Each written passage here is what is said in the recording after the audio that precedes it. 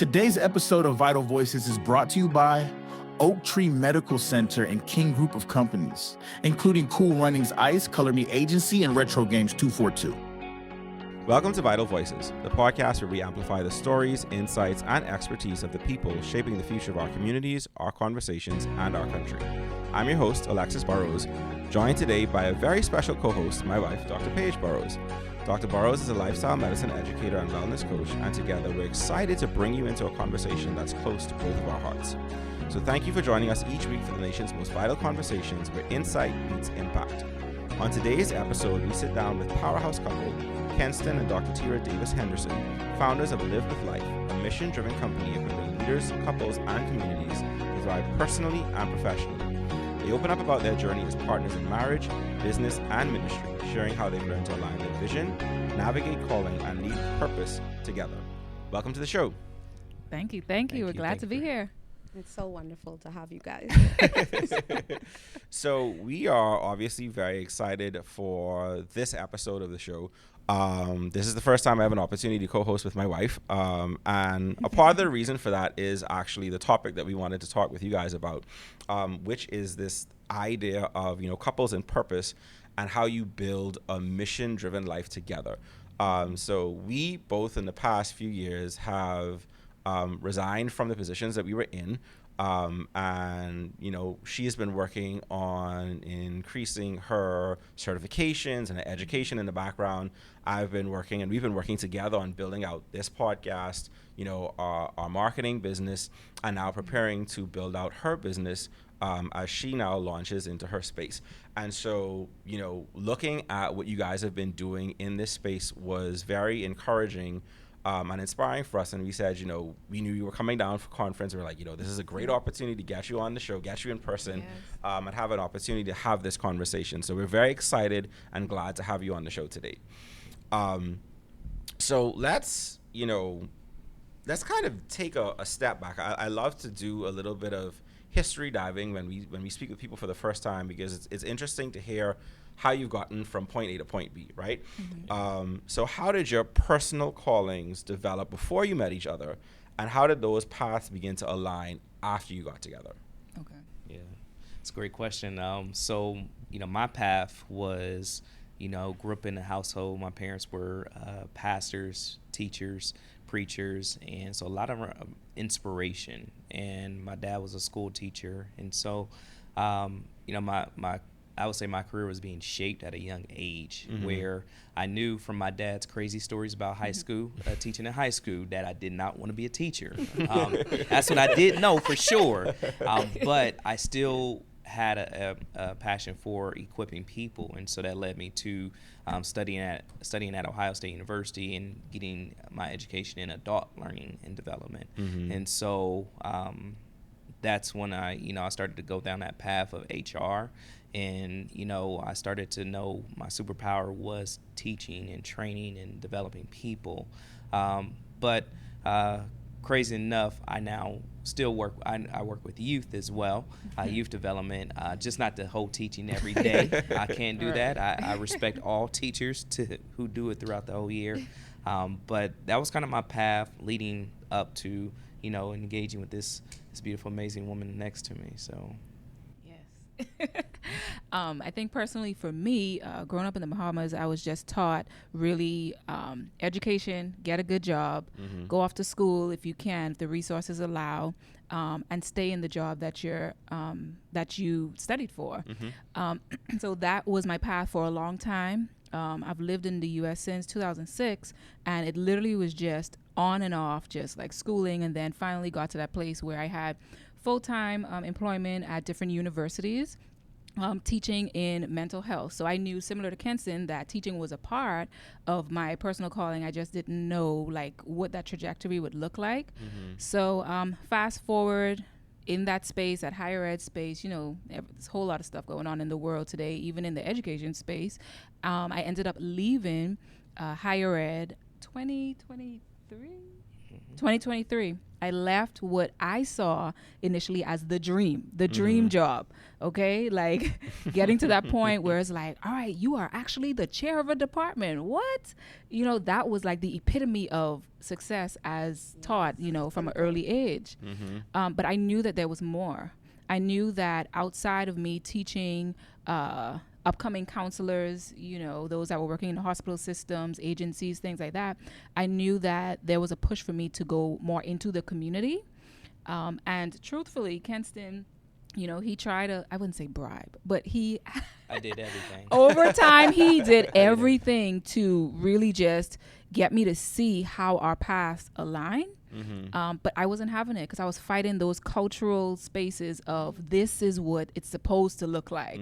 How dare you go into a space where you don't even have a path fully. Right. So yeah, we had that same background as far as my dad. He was a deacon at church, and you know, all I knew was church. All I knew was leadership, things like that. So, you know, it's been a fun ride. It's so funny because, you know, our paths are similar. Like, so me and your path is probably closer aligned in terms of, you know, kind of being poked and prodded along to be like, you know, this is the way.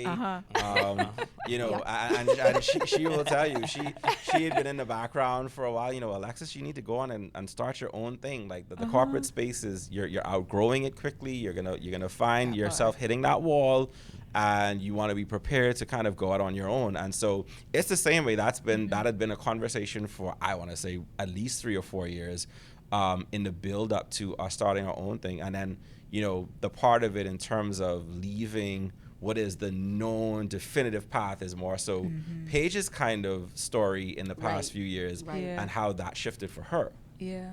Right. And, you know, for him, my dad and my mom, like, they took that leap before. And so it just looks so familiar to me. Okay. You know, to kind of see a man who has, like, all this growth and dreams and vision. And I'm like, I mean, it's great to give it to an organization. Like, why not? What's the problem with that? But give it a go. Give it a go on your own, and I will support you. You know, give it a go on your own, and I will support you. I'll be there. I'll learn a thing or two. I'm kind of like a dinosaur when it comes to like the tech. I'm like, I will even touch a keyboard. I will hold a wire, maybe, whatever.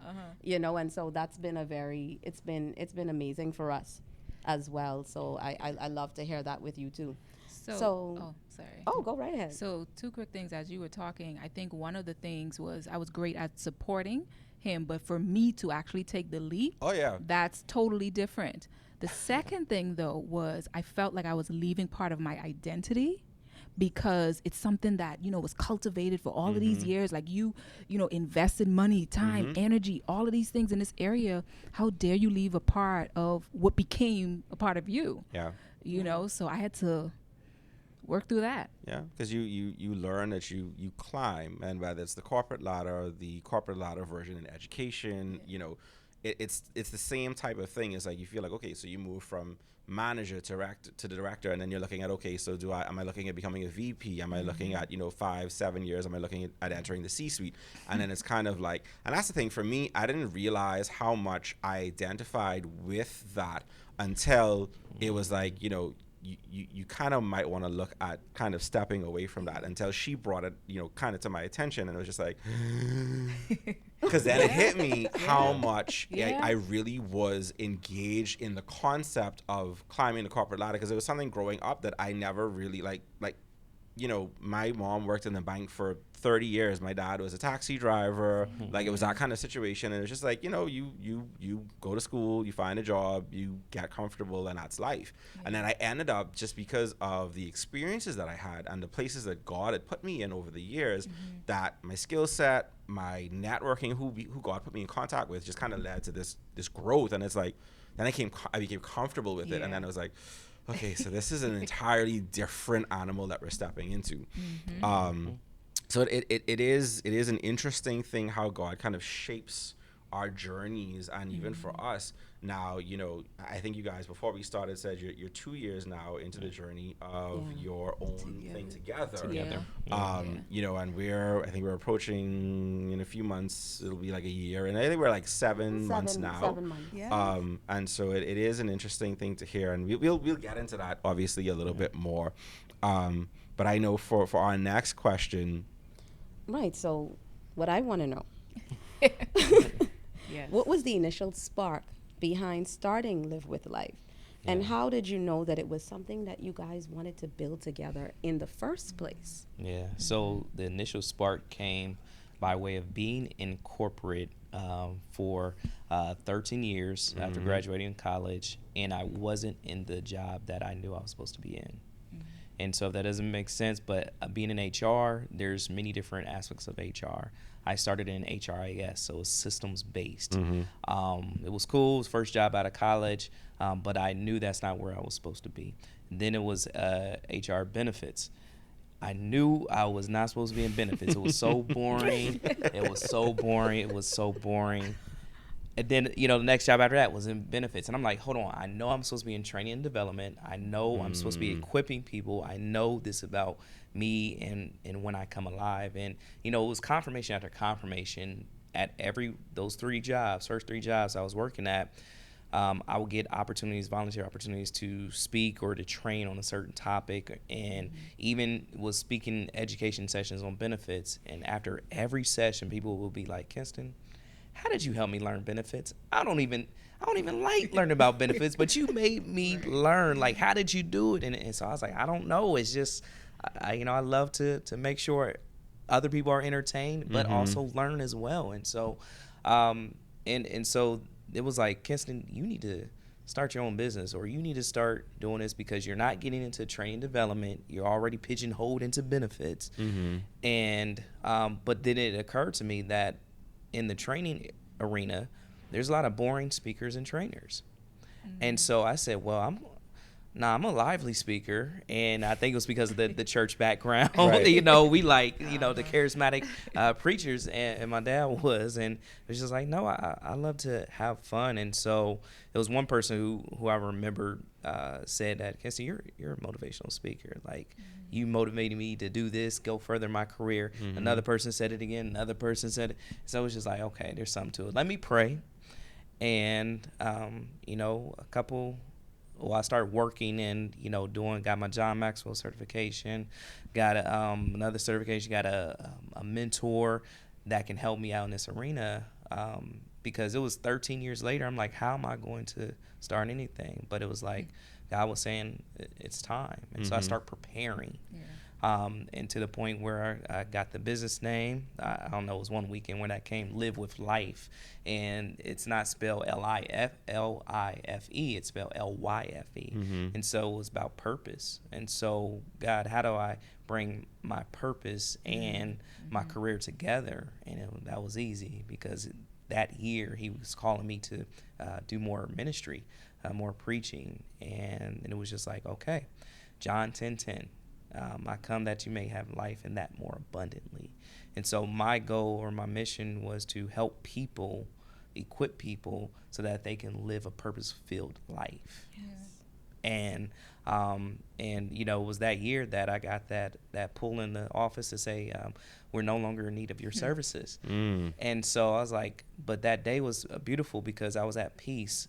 I didn't know what was going to happen, but it was that day that they pulled me in the office and told me those words. And I said, okay, let's go. Yeah, because God had prepared you for it. And Your God had prepared me. confirmation. He was He'd been preparing me Yeah. an entire way for that moment. And they helped kickstart my business. So thank you, Lord. I know, right? Yes, no experience wasted. I love stories like that because sometimes what is perceived as some type of rejection, perceived, is actually God's hand guiding you. And when you're prepared, it's even better. It's like you get this call in the office and you go home and smile. Might be a little confused, but you go home and you smile. You say, okay, God, I see you, and I'll take that jump. And that's amazing. And that's what he was doing. He was showing me all through that career, those 13 years, he was preparing me the entire time. Like, because I would get those volunteer opportunities. I was getting experience, but it wasn't enough experience to get hired for a training development role. Yeah. Right. But it was the stories, it was the breakthroughs that was happening along that journey. Now that I tell them wherever I go about those different stories. So how did you go from, obviously you mentioned you were in higher ed, so what was that process like? And I guess, you know, how did you get to the point of, okay, we're going to continue to build on what he started together as, you know, a couple working in that way? Tell them, baby, tell them. Oh, it happened by force. Okay. I didn't put But her on we too long. no. So we actually met when he first was starting the business. So in the back end, I saw the drive and I saw the passion that he had behind his business. At first, it was like I don't know, like is that the only thing we doing, or is like I couldn't reconcile how you bring something into fruition from nothing. So that didn't register with me initially, but as I saw him, you know, like day in and day out, just, you know, putting in the work and the effort, all of the seed in the ground literally just started flourishing. For me, when I say it's by force, not necessarily because of Kenston, but I didn't want to leave higher ed. You know, I wanted to wait it out as long as I could, but I knew, when was it? After September of 2023, I knew that God was telling me to leave higher ed before the new year. And I waited, stubborn, all of that. But it wasn't until my supervisor at the time was trying to assign me new classes, and she needed to know by that Friday, because obviously, am I going to do it? Do they need to find someone else? And that was the time when I put in the resignation, crying, kicking and screaming, because, you know, I knew if I didn't do what God told me to do, I know the repercussions may not be immediate, but it will happen at some point in time. So I couldn't really, you know, push past that. And a part of me, if I can candidly share, is that I knew for a long time that this was a part of my dad's dream for me to continue and to just be in this space on a long-term basis. But in September 2023, he passed away. And I felt like it was just this coming into myself even deeper, where it was like, okay, God, I am going to say yes to you, even though I have no clue what it's going to look like. I don't know where the resources coming from. I don't know, you know, what my role is going to look like, but I'm going to still go forward in this space. And there was that peace, like indescribable peace that came in that space. And, you know, he was jumping for joy and all of that, while I was like, I don't know, scratching my head every day, you know, but it came together in that way, and that's when we built out the mental health wing of Live with Life, so that I can still, you know, find myself in that way. And he's been my agent, I'd say.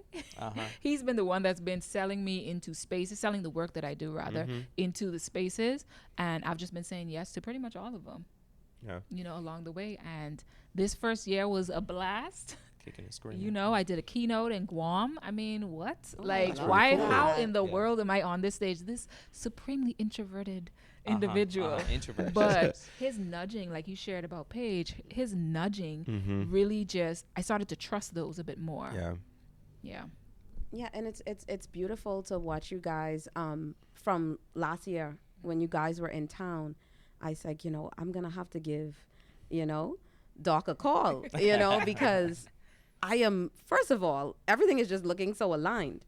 Second of all, this is beautiful. You're working with your husband. You're using your gifts. He's using his gifts. I'm like, this is what the Lord is calling us to do. Everybody's not going to get that pull to leave exactly where they are, especially when you're comfortable and you love what you do, you know. I got the call to be pulled away from loving what I do. Now, for me, it was in a type of an illness type situation, right? But God brought healing and purpose in that. And so I knew about the walking away, kicking and screaming, because you knew what the Lord is calling you to do. And he's giving you pieces, like snippets of a vision. And it's like, this is kind of murky for me to leave a set situation.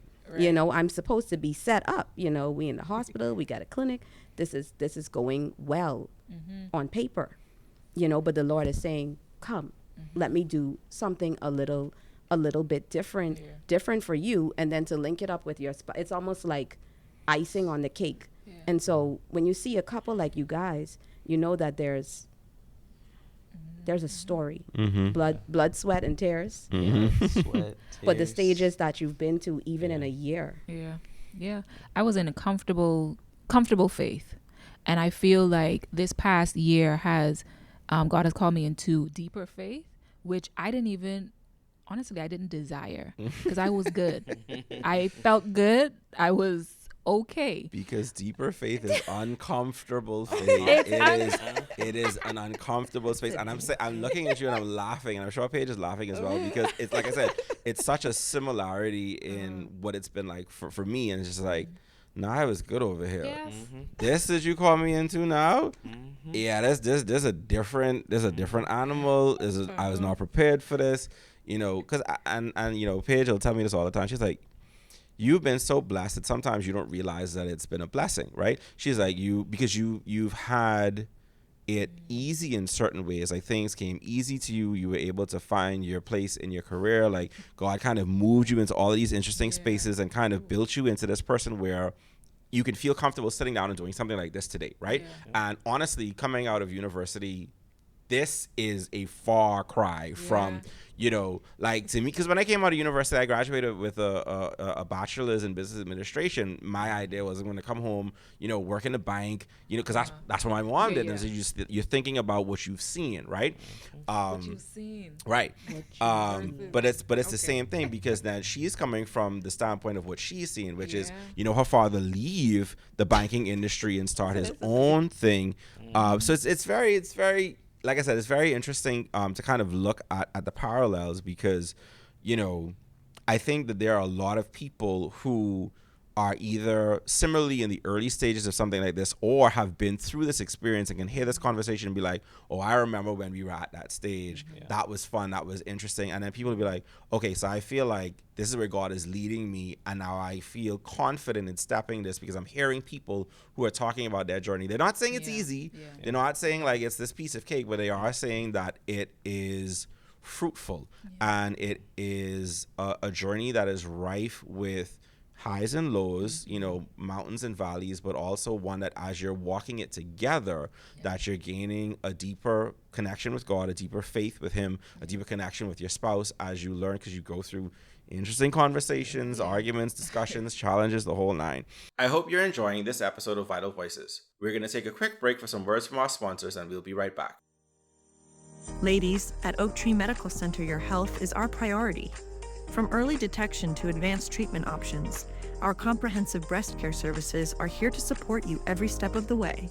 With locations at East Street South, Prince Charles Drive, and our state-of-the-art surgical suites and MRI at Top of the Hill, Mackey Street, we're right where you need us. Because when it comes to your breast care, you deserve the best care.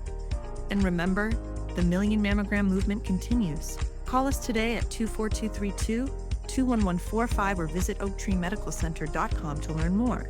Oak Tree Medical Center. Caring, compassionate, complete. Gentlemen, it's time to take charge of your health with Oak Tree Medical Center. We provide comprehensive prostate care at affordable prices, from prostate-specific antigen tests to prostate ultrasounds to advanced prostate MRIs. We've got you covered. Need further evaluation or treatment? Oak Tree Surgical Suites offers biopsies and in-house surgery. Our team of experts is here for you every step of the way. Visit us at Oak Tree Medical Center on East Street South and Prince Charles Drive, or for surgical procedures, find us at Oak Tree Surgical Suites, Top of the Hill, Mackey Street. Call us today at 322-1145 or visit oaktreemedicalcenter.com. Oak Tree Medical Center. Caring, compassionate, complete. Elevate your event with King Group of Companies, your go-to for seamless innovation in rentals, entertainment, and digital solutions across the Bahamas. Stay frosty with Cool Runnings Ice, available at Solomon's Food Stores, Island Connect Studio, or delivered straight to your doorstep. Transform your space with Color Me Agency, stunning balloon garlands, luxe backdrops, red carpet moments, marquee light-ups, and more. Bring the fun with Retro Games 242, classic arcade games, board games, and vintage favorites for every occasion. Upgrade your bar and restaurant with our NFC digital menus, seamless ordering at your fingertips. Capture every memory with our photo booth rentals, aerial 360, magazine booth, and floor 360 experiences that make every celebration unforgettable. King Group of Companies, where creativity meets innovation. Follow us on social media or contact us at 804-5262 today to bring your vision to life. Discover the ultimate in personalized healthcare with the Oak Tree Primary Plus program. Enjoy comprehensive primary care, annual physicals, lab and imaging discounts, mental health screenings, and more, all tailored to meet your needs. With flexible payment options, exceptional care has never been more accessible. Join today and take control of your health journey. Call 242-8164-OPP, 4667, or visit oaktreemedicalcenter.com. Oak Tree Primary Plus, where your health comes first. Welcome back to Vital Voices. Let's continue our conversation. For me, I take a step back and, I guess the question I would have for you is like, was there a defining moment, especially where, like you said, when you guys met, he had just started the business. So was there a defining moment that was kind of like, our, not just our marriage, but our ministry, our career paths have this greater purpose in being intertwined? Yeah, I mean, I would definitely, to pinpoint, like I knew it, and I always told her, I said, we're gonna work together in some capacity. We're gonna This is so funny. we're gonna do ministry together, and it's gonna be so beautiful because it's gonna touch so many more people than we ever imagined. And again, that was part of the fight. And she's like, "What you talking about?" But it. What was it? We did something together that it just was, it might have been my book launch. Yeah. But just when I released the book and the way we were just working together and you just knew, like, I was like, oh yeah, this is going to be a thing, right? When we spoke at a high school together, this is going to be a thing. Valentine's Day. Yeah, this is going to be a thing. And it's just, confirmation of confirmation. It was just that our biggest, before we even got married, when we went through marriage coaching or marriage counseling, it came out that our biggest struggle is conflict resolution. And so on, we, the pride, the ego is, is there when we are having intense fellowship. And so that has been the thing that we've had to work at during our whole entire marriage in all the different facets. But once those things have been worked out, it's just a beautiful thing, where we are clicking on all cylinders, where we can, when we get invited to Guam to go speak together on the same stage, it's like we can really enjoy that time together and, traveling across the world. So I think that is a part of the defining moment. When we have something to do together, conflict always shows up. Yeah. It always shows up, and it's like on 10, like it could be on the silliest of things, unrelated. And I think the challenge has been for us to identify it quicker and resolve it quicker, because clearly what we are saying yes to has a bigger impact. Right. So honestly, some of these biggest stages or engagements or things like that, there has been some level of residue of conflict prior to that actually coming into fruition. So that's the fight, though, where it's like, if you get to a point where you realize that this is just a tactic of the enemy in order to derail you from where you are supposed to be and what you are supposed to do, then you'll get over it easier. This time around, it's been beautiful because we haven't had conflict. I think there has been much more intentionality on the front end. Right. Because we'll have that day before. We'll have the 2 days, whatever it is, On the way, too. On the way, too. It's just funny because it's like looking in a mirror, because we have run into similar things. Full transparency, literally before walking out the door to come here, right? And like you said, it'll be the silliest things. It'll be something that is completely avoidable. Not necessarily like a big deal, yes, but not necessarily. And it's something that like I said, in a lot of instances is completely avoidable, and you have to stop and you have to think, okay, you know, what we're doing here, what we're about to go and do, God has a purpose for. And so the enemy is trying to come in and steal that away and have you walk into space where now there's something unresolved or something that's like pulling you away from being fully present in whatever it is, whether you're talking on the stage, whether you're sitting down recording a podcast. And so it's just funny to hear it, because it's like looking in a mirror. It's like hearing, it's like talking to ourselves almost. As I listen to you speak, you know, so it's an interesting journey to walk.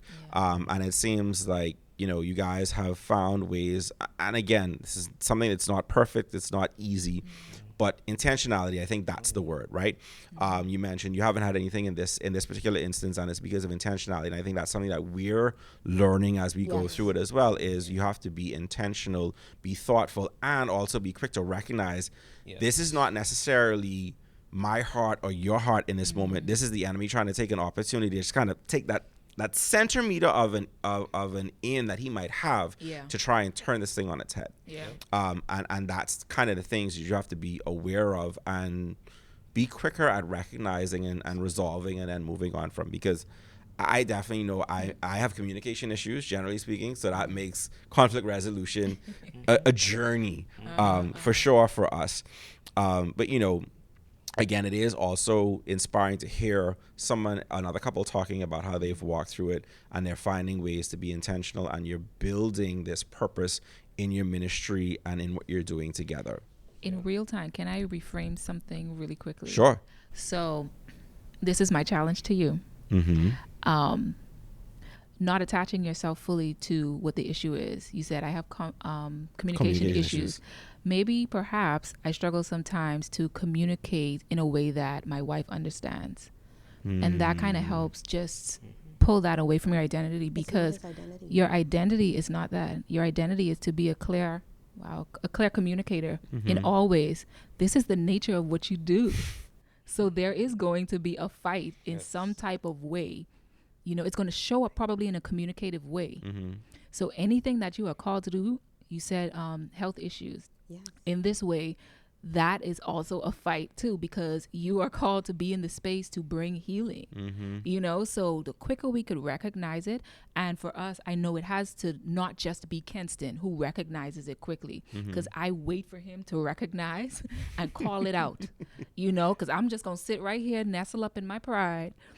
But I have to now grow up and mature and be like, okay, Tira, it's the two of y'all in this. So you have to recognize and call it out too, so that it doesn't fully weigh on him when conflict shows up. You know, I got to be the one not to, you know, just expect something to happen and then I just jump into that space.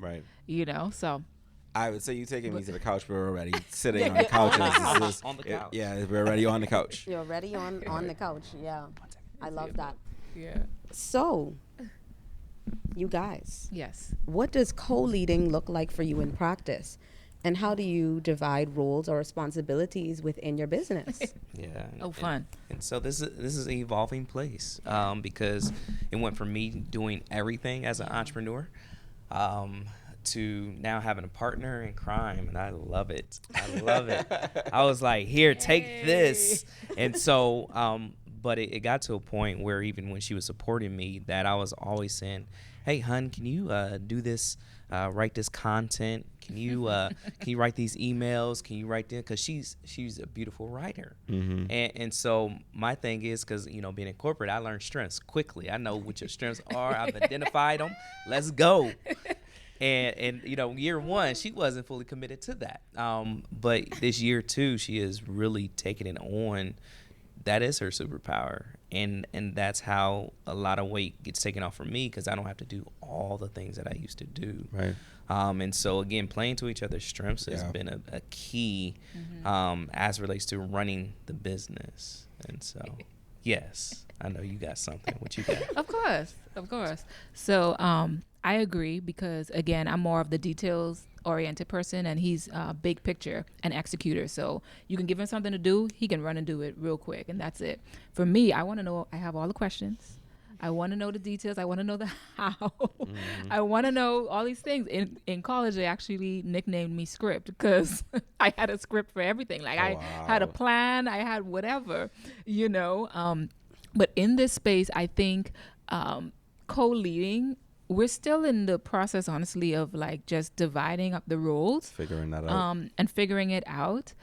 There has been times when, you know, I desire for Kenston to activate his superpower because I don't want to be uncomfortable. Oh yes, talk about that recent superpower that I had to use. So May is Mental Health Awareness Month, and last year I started doing a coffee and mental health tour where I partner with the community and coffee shops and just offer free workshops, right? And I did not recognize this young man because he was telling me no, and I didn't want a no. Meaning, we were at a coffee shop and I asked him to like, hey, you know, just talk to the people like out there, you know, I'll just stay here and practice, you know, rehearse what I'm going to say and that kind of thing. And he would not let up. He's like, Tira, you got to get to a point where you can be comfortable in these different parts or these different roles that are attached to what it is that you do. I didn't want to hear that. And our son, he was, you know, just sitting there, just, you know, smiling because he already knew what was going to happen. But these nudges, I just didn't see the need for it if he had the superpower of speaking and just walking up to anyone, you know, and saying, hey, you know, come join us for this, you know, this workshop that's happening in 10 minutes. But, you know, what? Am I telling the truth? Yeah. Oh, okay. It's still a work in progress because even in the spaces of us understanding our strengths and areas of growth, there's sometimes where we don't want to be pushed in those areas of growth, even though it'll be beneficial to the business, to co-leading, to, you know, the efficiency of the business. But so I end up going out there and getting people to come to the mental health workshop. He did, but I saw it as teamwork, and there we are. Teamwork makes the dream work. So I think I got such an important point from that is that we kind of have to understand when the other is saying, you know, that's not really my ministry, but then also be willing to be stretched a little bit. Yes. When you are, so it's like this dance between the two, understanding when it's a little bit too far for my love, my spouse, my business partner. Yeah. And then saying like, okay, can I stretch for them? Yeah. Can I stretch for this mission? Yeah. Can I stretch for this purpose? And so I think that's something. It's crucial. But it's how much stretching though. It's crucial because like you're trying to stretch me in multiple areas. We are creatures of habit. Yeah. And on this entrepreneurship journey, I've learned how to be okay with uncomfortability. Yeah. Like I've learned that I can't stay comfortable. Yeah. That's the thing. Yeah. I also feel like men, generally speaking, we tend to be task oriented. And so I have that same issue, which is like, you can give me a task and I will go and get it done. All of this rigmarole in the background is like, please don't drive me into that. Like, just tell me what you need me to go do and I'll go do it. Like I am the doer. Okay. But same thing. It's the planning. It's the thinking. You know, a week ahead, 2 months ahead, 10 years ahead, and I'm just like, I just trying to get to tomorrow. You know, like let's worry about tomorrow. Oh no, this is a very scene podcast at this point. This is a lot of scene that's happening. So how do you guys keep your communication strong when the lines between home, work, and ministry are blurred? How do you do it? Oh, wow. Oh, yes. So for us, because we do work from home, early on when I started working with Kenston, actually before I even left my last full-time job, I knew that some boundaries need to be put in place, physical boundaries actually, because it was cute and all starting out, you know, our first year of marriage was a COVID year. So it was like we were just all together, locked like literally 2019, we got married 2020. It was like, there you go. We're going to figure out if you actually like each other, not just love, but actually like each other. So that physical boundary looks like I needed to find a space in our home that would just be designated for me. And Kenston also needed to have a space for himself. However, we work different. Kenston, he could talk all day to me and still get his work done. No, I need focused time. I need time to just carve out this space, and yeah, don't bother me between 9 and 1 because I am locked in. And when we talk about communication, he couldn't understand why I couldn't switch quick enough between tasks, but I couldn't really express how my brain works. My brain does not work in that way. So there has been like a lot of back and forth, and honestly, negotiations, and just to really respect each other's way of work. But while still accomplishing what it is we needed to accomplish. So that's one thing that we had to put in place. We tried a bunch of different things, honestly. We tried all right, we'll meet at lunch and then we'll chat work stuff then. We tried all right, after 6 o'clock, there's no work talk because somebody to my left can talk about work all day, every day. But again, here's the balance, because we work together, but we're also still in relationship, and we're not just roommates. We're not just work partners. So recently, actually, maybe about a month or two ago, we we need to go back out on some dates now, because we've been so like knee deep in this space of building, where it's like, all right, come up for air and, plan out a date. Let's stick to the Wednesday evenings, even if it's just something casual, So those have been things that we have played around with. We're still finding our rhythm in different pockets, but yeah. Yeah, it makes with the ebbs and flows of, as we evolve and continue to evolve, and now it's the lines of, ministry, purpose, that are coming together. And for me, those things to me are starting to be one and the same. And so I believe this is my ministry as a keynote speaker. Even when we go in to do workshops in corporations, I believe it's a ministry, because we're sowing seeds of whether it's leadership, mental health, communication. I believe it's all a part of what we're purposed to do on this earth. And just like we're about to be here at church, going into churches and teaching them leadership, communication, and advancing the kingdom, they're all seeds that are being sown. And so, but it's to being intentional when we do travel, wherever we go, that we take time out for ourselves without talking about a single thing as it relates to those things. Yeah. So. And just to affirm you, babe, you have been doing so much better in this space. Thank you. So I really appreciate the effort and the time that you put into catching, he's been catching himself a little bit quicker, like, oh, well, let's just not talk. Let's talk about it tomorrow or things like that. So that's been really helpful. It's tough because it's so fun. I come alive he does. When we're talking about building people, equipping people, to go and be great. Like that's exciting. To it's me. exciting. It's your passion. Yeah. The one thing that we talking about communication, one of the other big areas is us recognizing each other's capacity. For me, my emotional capacity looks different from Kenston's. And even if I have a smaller capacity in this area, doesn't mean that, we can't still work or figure out how do we, work better together. So I'm going to be over it by 5 o'clock, because now I have to switch gears. Okay, what are we going to eat? I have to go figure out this. Like, I'm switching into different modes where I'm able to gift him that time to relax and to, but in order for me to operate in these other roles and spaces, this is what Tira needs as well.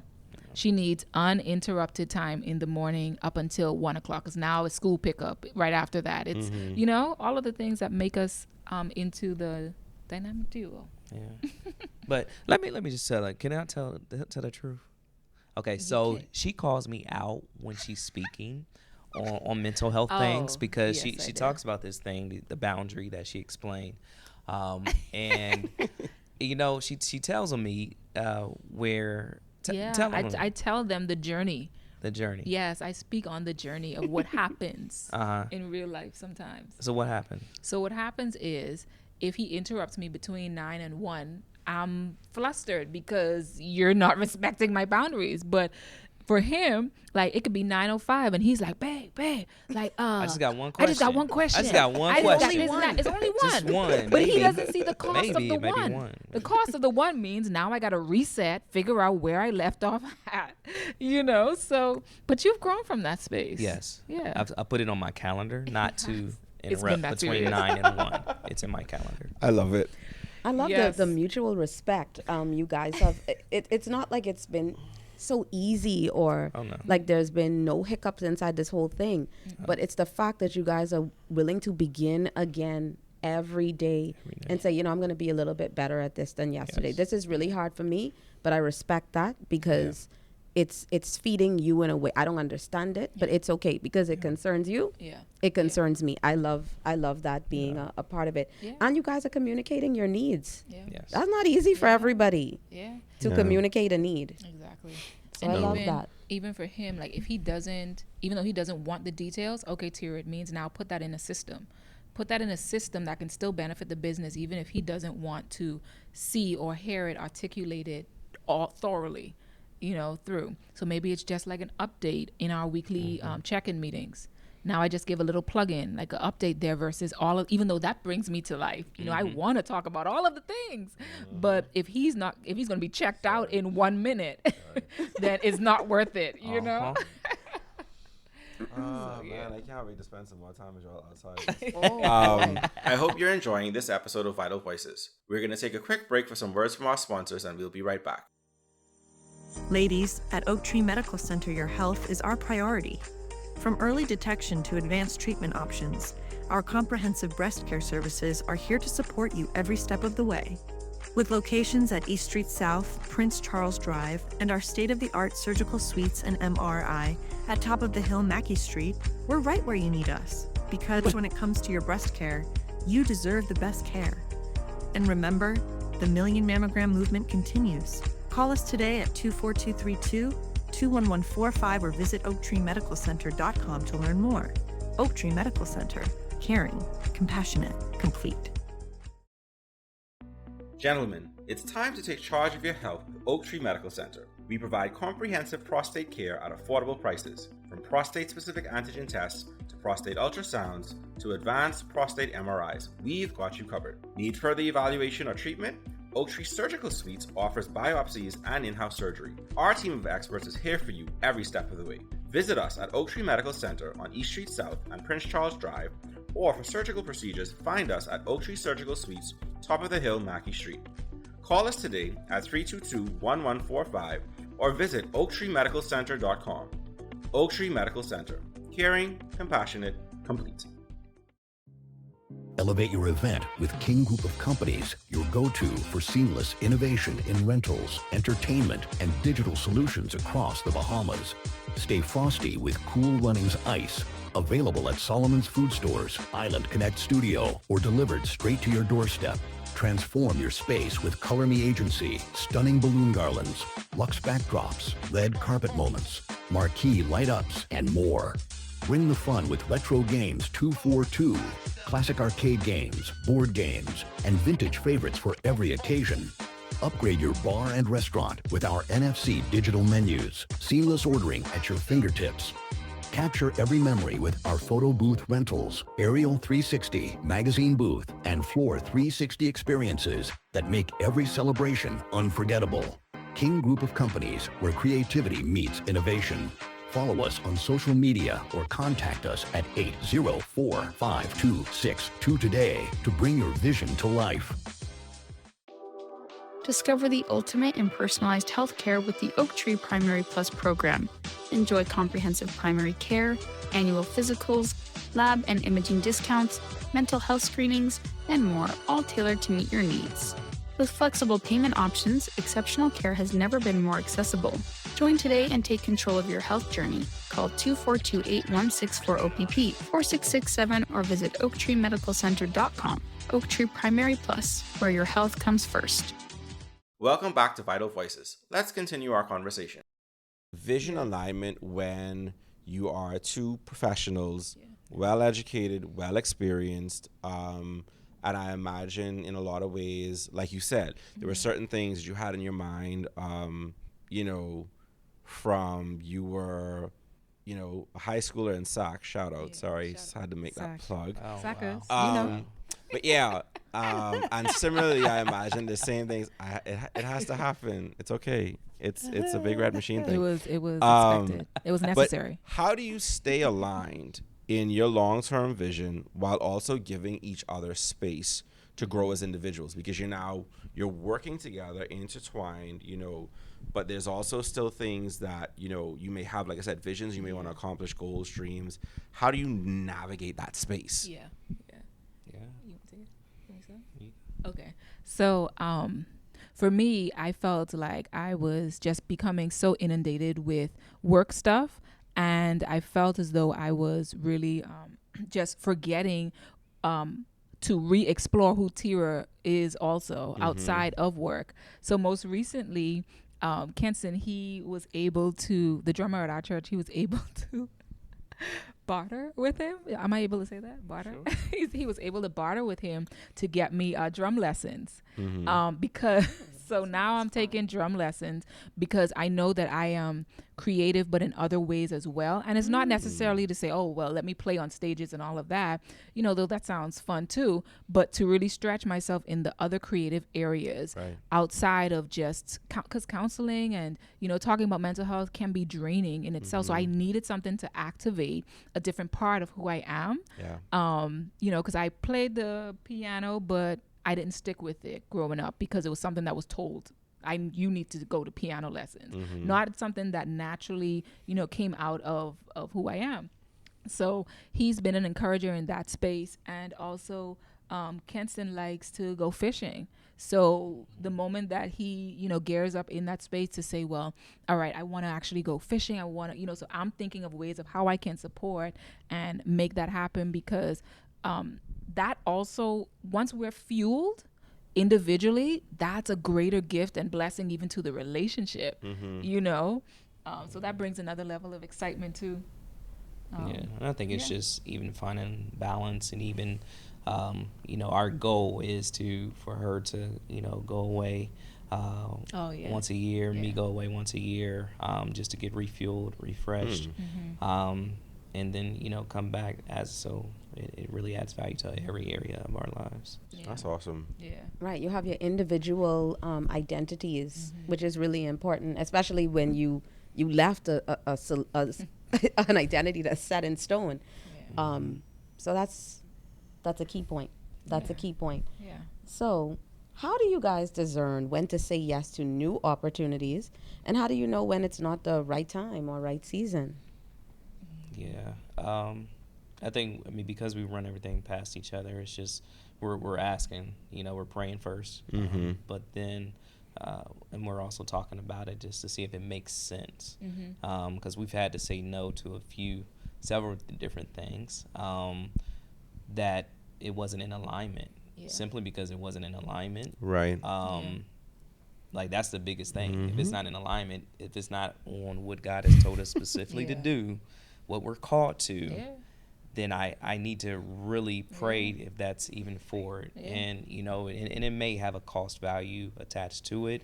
But at the end of the day, do we need to even be a part of it is the questions that we're asking each other. And if we get no, then we're not going to do it. And sometimes it's tempting too, because that could be the same dollar amount that and they going to do what?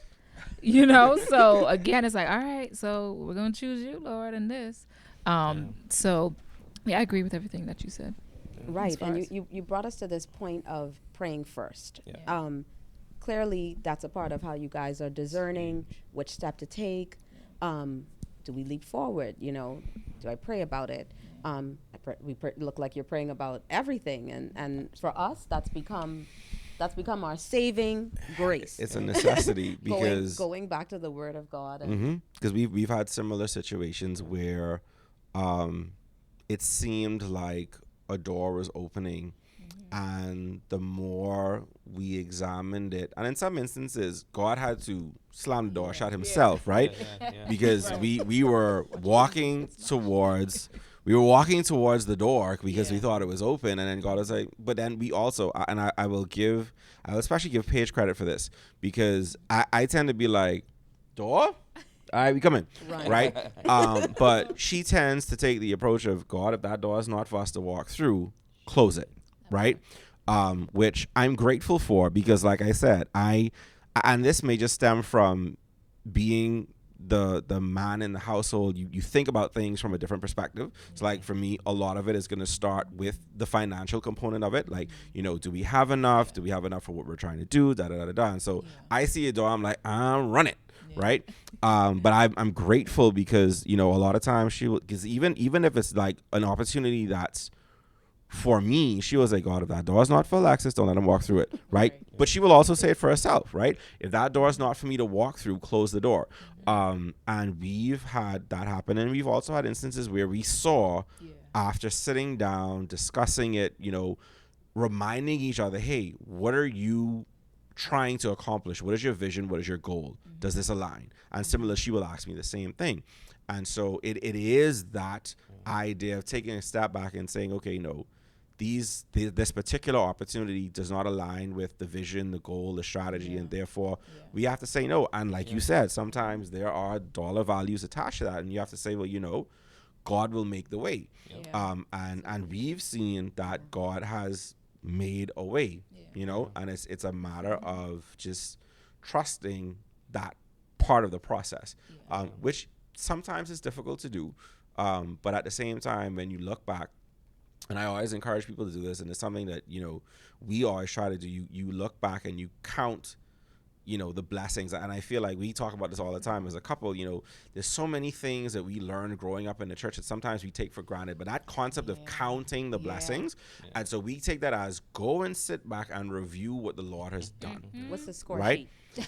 You take a look at the scorecard and you say, you know, and where has God come through, and you realize, and so this is for me, I had to realize, even as I talk about my career path, God placed me in those situations. God has crafted the individual that's sitting here being able to do something like this in the moment, right? Because again, walking out of Acadia University with my degree, this was nowhere in my mind. And so I know that, and it is by, again, taking a step back, checking the scorecard and being like, you know what? God has been faithful. Because sometimes you get, like you said, I think you said it earlier, sometimes you get so lost in the weeds that you don't, you have to kind of come up here and be like, you know, wait, hold on, wait, let me take account and let me make sure that I'm viewing this correctly and I'm taking the right stock of what's happened and what's happening. You know, as we move to wrap up our conversation, and this has been an excellent conversation thus far, you know, looking ahead, because I think spaces like this give us great opportunities to provide advice to other people who may be, you know, at an earlier stage in this journey and kind of want to be able to get some sort of inspiration, insight, something along those lines. So what advice would you give to couples who feel called to building something together and are unsure where to start? I mean, I would definitely say pray. In all things, pray again. But really just talk it out of what do you see yourselves doing together and how you see your paths aligned. Like, you know, before T-Ring came on, like I seen what she was great at. I knew she was a teacher, an educator. I knew that she had a mental health component on it that people needed. And I think when you put us together, mental health, leadership, development, communication, belonging, those all come together under one roof of, you know, transformation. And then when we add the spiritual component onto it, then we're able to take this whole transformation into the church, and the whole body of Christ can be elevated when that happens. And so for couples who are just along this journey, again, finding out your strengths, take one of those DISC assessments, one of those Myers-Briggs assessments, one of those Strength Finders assessments, because it gives you clear insight on what your strengths are and what your areas of opportunity of growth are. And so that way you can work together and play well together. So that way you can, if this is what God has called you to do, then he's going to prepare you and you're going to be equipped to go through those things. So Yeah, I think is also, well, personally for me, it was about trusting the visionary. So identifying who the visionary is in your relationship and trusting that God will speak to them in that for the situation, because he already knows the desires, he already knows your plans, and his plans are higher than yours. But he also walks some of his plans through the visionary too, and he will confirm it.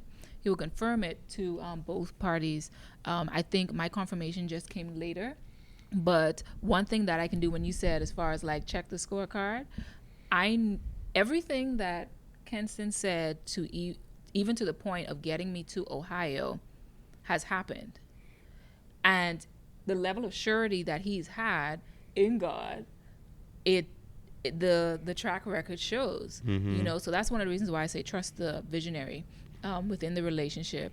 But also that preparation is key. So again, like if this is something that you feel that you've been called into, 20 minutes a day, 10 minutes a day, if even.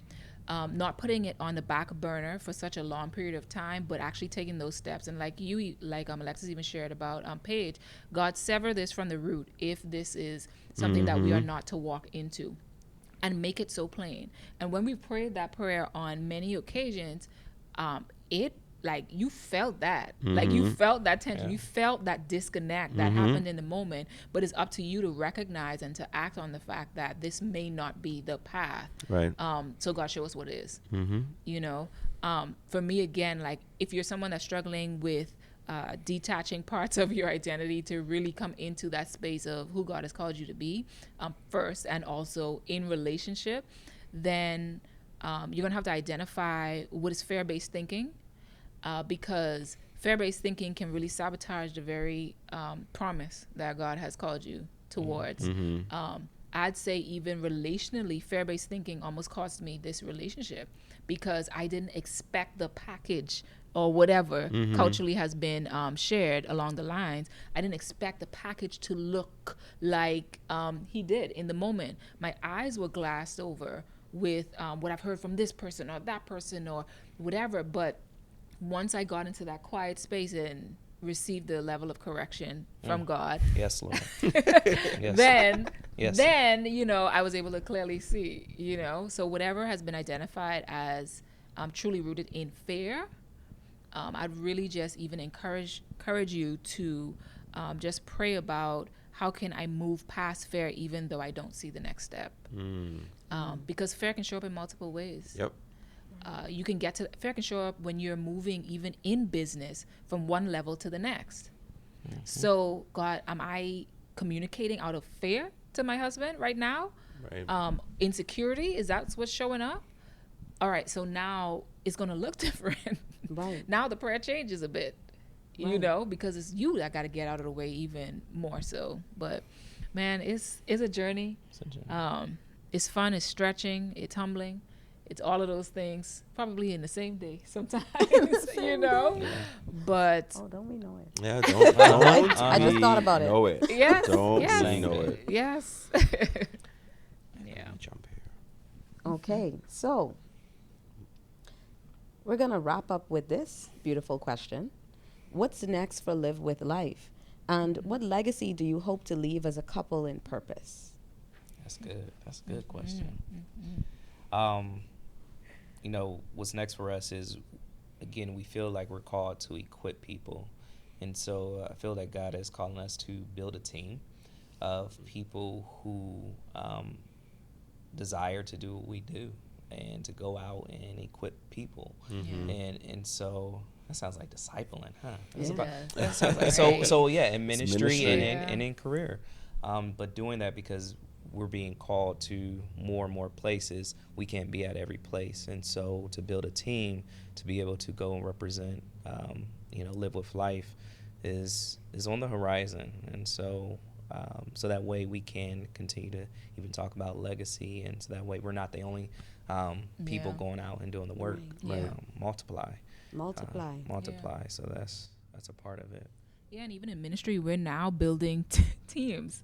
We're now building teams where over the we're the lead deacons over the deacons right now. So we're helping them build out teams, wow. you know, like the facilities department, this and that. Like we're helping them grow those spaces. So we see it happening there. So it's like now, okay, Lord, like in this space, what does it look like? But we've tested out, you know, a few, but it's like, you got to know that this is the path and the journey that God is carrying you on. Cause it's gonna be good, but it's also gonna require a ton of effort. Yeah. And so, Yeah. you know, we're trying to, you know, casually recruit our son to get him in business because, you He's know, bribed him. he'll be 18 this year. And so, Yes. you know, he's starting to think about school and, you know, plans after school. So I'm hoping we're hoping he get into some type of videography. Maybe I'll share this clip with him. Yeah, no so he pressure. can- And No pressure. something AI, something to do with Yes. content creator so we can stop doing social media stuff. Yeah. That's fun. You know. This has been an amazing conversation. Thank you guys so much for taking time out of your busy schedule. I know you have conference, you have time for relaxing, all of that built in. We are grateful for having you come on this episode of the show. It's been a great conversation. I'm pretty sure we're going to have to come back and continue this in a follow-up episode down the line, but this has been a great time in talking in fellowship. Yeah. Yes, Thank you for having absolutely. us. All right, so that was Kenston and Dr. Tira Davis Henderson sharing truth, grace, and wisdom on what it really takes to build a mission-driven life as a couple. To learn more about their work or access resources for leadership, mental health, and spiritual growth, visit livewithlife.com, and that's life spelled L-Y-F-E. Thank you for joining us each week on Vital Voices for the nation's most vital conversations where insight meets impact. Until next time, stay informed, stay connected, stay well, and stay tuned for the next Vital Voice. Did you miss a part of today's show? You can catch this episode and all Vital Voices episodes online at youtube.com/@VitalVoices242. See you next week as we sit down with another Vital Voice. We'd like to thank today's sponsors, Oak Tree Medical Center and King Group of Companies, including Cool Runnings Ice, Color Me Agency, and Retro Games 242.